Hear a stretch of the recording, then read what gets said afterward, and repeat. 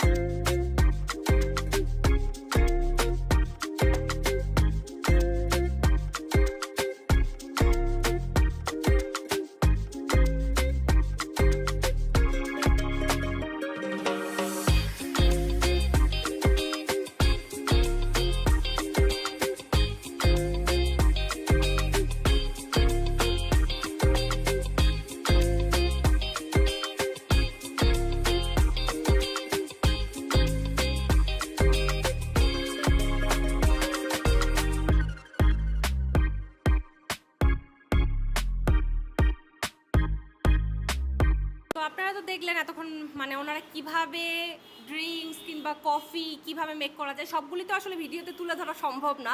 আমি জাস্ট আপনাদেরকে একটু বোঝানোর ট্রাই করেছি, অ্যান্ড আপনারা এখানে আসলে কত কিছু শিখতে পারবেন। সো মূলত এখন আমি একটু ভাইয়ার কাছে যাই। তো ভাইয়া, আমরা এখানে যে যে কোর্সটা করবে তাদেরকে আপনারা কোর্সটা কমপ্লিট হওয়ার পরে কি কোনো ফ্যাসিলিটি দিচ্ছেন, যে কোথাও রেফার করতেছেন কোথাও এভাবে জবের জন্য বা এমন? আলহামদুলিল্লাহ, থ্যাংক ইউ।